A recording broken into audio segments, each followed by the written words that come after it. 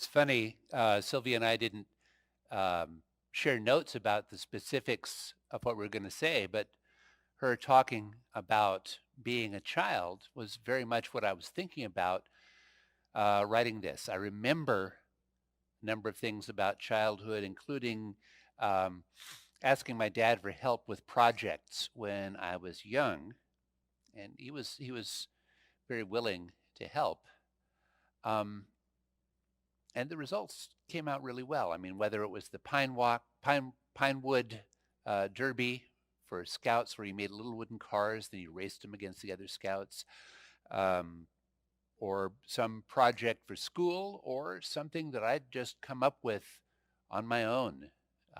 One time I wanted to build a theremin, and we worked on that for a while and never quite got it working. But he was very good at working with me on things. In some ways, uh, I got impatient with him because he was so good. See, my dad is methodical. He was an engineer by training, and so he always wanted to make sure he did the best possible job on things, so that you wouldn't have to go back and do them over. And so he would insist on reading the instructions, which seemed like such a horrible waste of time to me. And he would insist on identifying the tools he was going to need and making sure that they were all right there for him to use. And he would, if we were building something that involved measurement, he would measure and maybe remeasure. And I think he taught me the phrase "measure twice, cut once." For me, it seems so frustrating. I wanted to. I all that preparation felt like wasted time. Why don't we just do it? I think that's the way a lot of kids think. When you've only been in the world a short time, the future is kind of a strange concept. You don't really picture things in the future. There's only right now. And right now, preparation time doesn't make sense. You're either doing it or you're not doing it. And if you really want to do it, then not doing it feels like a waste of time. I've seen that in other kids. I've seen that in both of my nephews when I worked on projects with them. They tried very hard to be patient, but it was difficult because I'd learned from my father to be more methodical. I wonder if Jesus ever got impatient. I wonder if he, as a child, a youth, a young man, wanted to go out and start doing the great things that God had called him to do. He waited a long time. Scripture tells us he was about 30 when he began his ministry, when he was baptized, when he went into the wilderness to be tempted. 30. It seems like if there was anybody who was born ready, it would have been Jesus.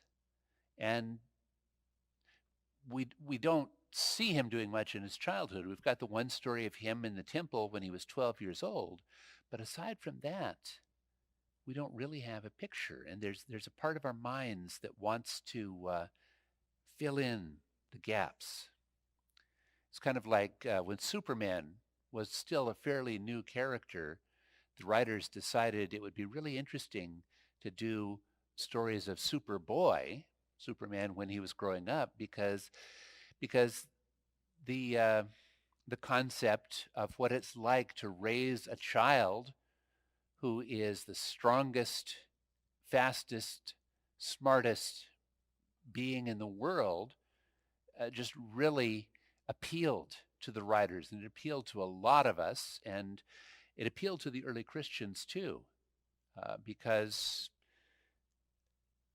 100, 200, 300 years after uh, the the Gospels that we have were written, people were still writing new Gospels to kind of fill in the holes in Jesus' career. And some of them talked about what Jesus must have been like. What was it like to raise the Son of God? Were his powers and his wisdom there from the very first? Well, they probably were, according to the infancy gospel of Thomas. In that gospel, there's a day when the little boy, Jesus, decides to go down to the riverbanks on a Saturday, and he scoops up some clay and he starts to sculpt little birds. And he's seen by one of the neighbors. And the neighbor says, "Don't you know it's the Sabbath? Doing things like that, sculpting, that's work, and you're not supposed to work on the Sabbath. You're doing a sinful thing." Jesus wasn't terribly impressed. He stood up and waved his arms, and the birds all came to life and flew away.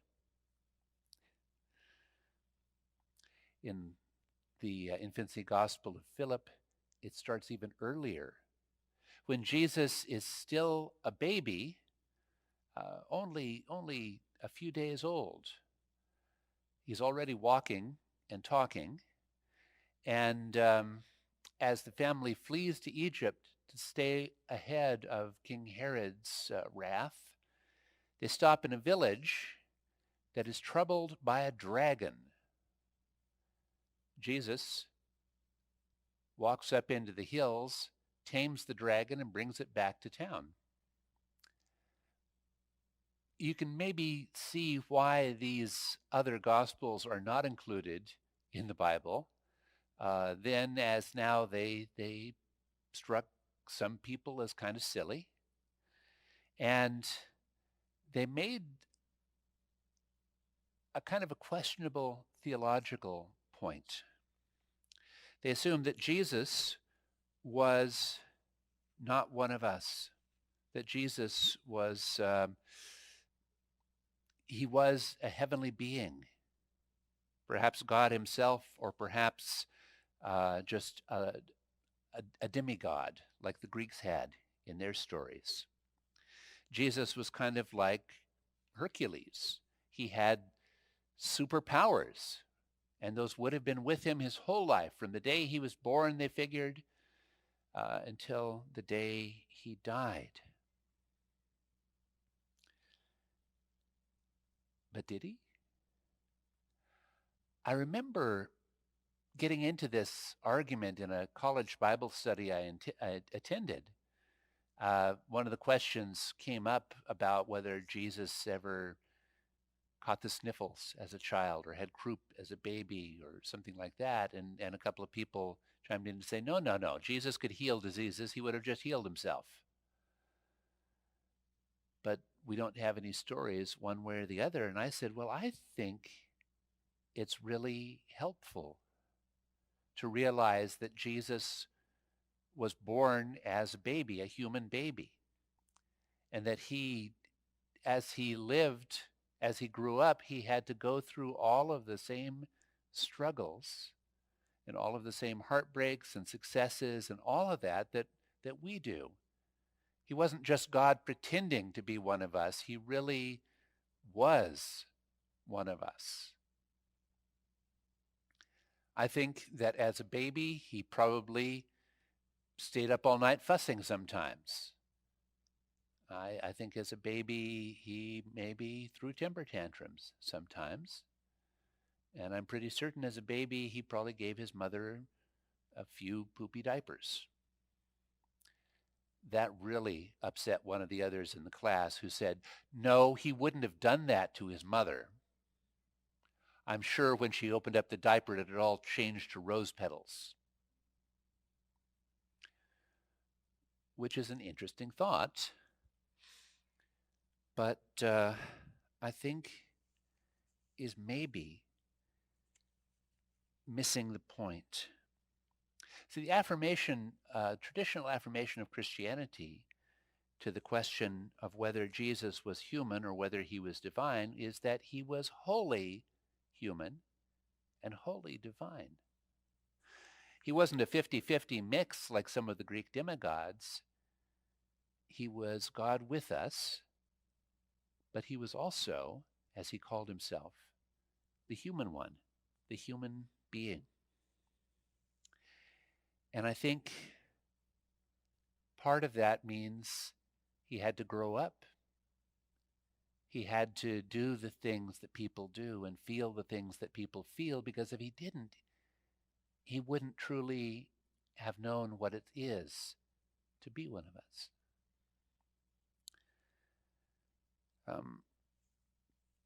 We can see this in some of the stories that Jesus does not seem to have a remarkable childhood, because if he had, the people in Nazareth wouldn't have said, well, this is just Jesus. How can he be a great teacher, let alone the Messiah? This is Mary and Joe's kid from down the street.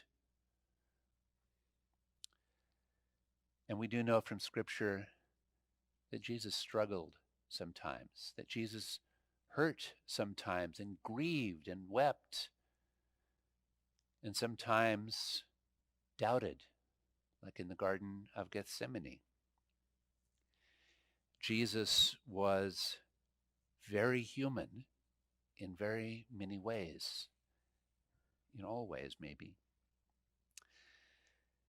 I think it's attractive to think of him more like we would think of Superman, growing up with superpowers, because that would make him different than the rest of us. And that gives us kind of an easy out when you think about it. I don't have to go in the world and do things like the things that Jesus did, because I'm just human. He was the Son of God. I don't have to take a principled stand and stick with it, insisting on truth and justice and compassion. I don't have to be loving and forgiving and compassionate. I can do that when there's nothing else going on, but those are kind of disposable values. Those are for the good times. In the bad times, I need to be as self-interested and as ruthless as possible. And then I can get to the point where I can do that Christianity stuff. After all, I'm not Jesus. I'm just a human being. But Jesus was also very human, and his humanity shows up in all of the preparation he had to do before he could take on the mission God had for him. He had to grow up, for one thing.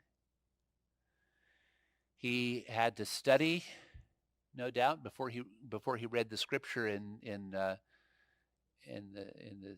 synagogue. He had to learn how to read. He had to learn about the scripture. Before he could start his mission, he had to be baptized. And he had to struggle with temptation. And I think Jesus really was tempted. It wasn't just divine Jesus going out into the wilderness to pretend to be tempted, to pretend to struggle. I think he really struggled, because all of us struggle. And he needed to struggle as well to understand us. And we need to see him struggle to know that we don't have an easy out. Jesus once promised that the things he did, his followers would do, and even greater things. That's hard to imagine. And it seems almost conceited to think of that. But it's something he promised, something he challenged us to do. To seek justice, to love kindness, to walk humbly where he led.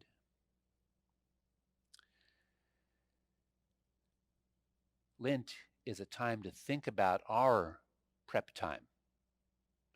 Maybe not our prep time for the rest of our lives so much as the prep time for the rest of this year.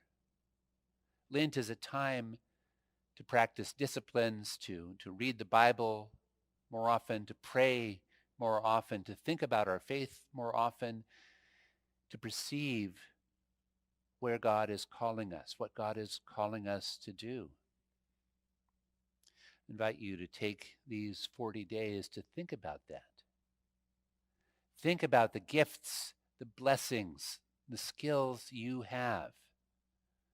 Think about the needs of the world around you, and when those two cross, you'll find where God is calling you in this season. God is calling us to do wonderful things. Let's take the prep time so that we will be ready when the call comes.